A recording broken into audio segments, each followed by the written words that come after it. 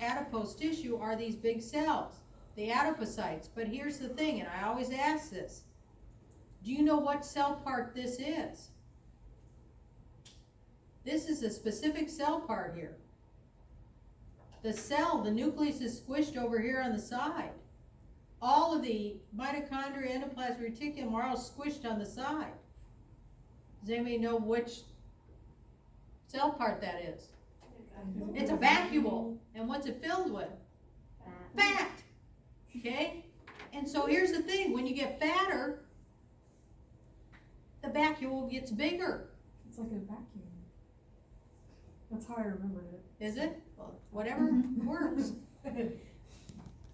So evidently, can that vacuole get big? Because you don't add new fat cells. You all know that? When do you make fat cells? When you're little, when you're born, you have X amount of fat cells. Females, sometimes we add new fat cells in adolescence to get ready for the baby. But that's about it, people.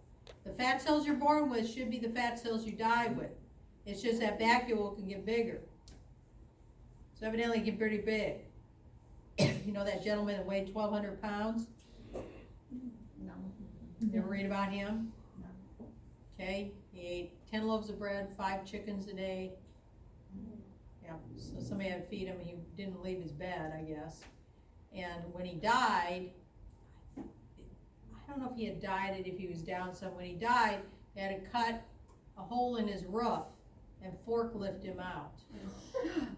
Just Google it. Google it. Just Google it. Okay? So, can those adipocytes, that vacuole, get big? Yes. Now, when you diet, what that vacuole does is it shrinks and it flattens.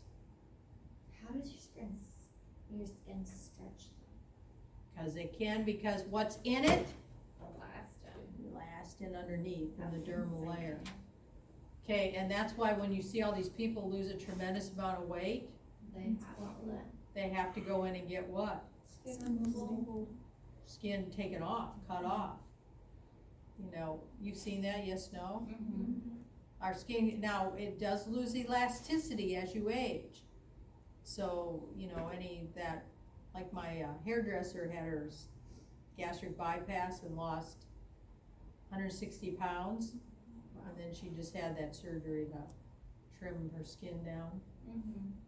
So, anyway, a couple things. First of all, and I forgot to tell you, do you think that areolar connective tissue, good blood supply or bad? Vascular or not vascular?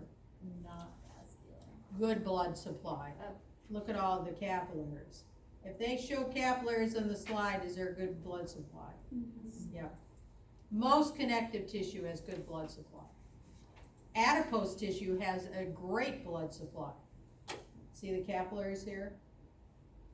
For every extra pound of fat on your body, you have to make 100 capillaries to feed that fat. So if you have a lot of excess fat, do you make a lot of more capillaries?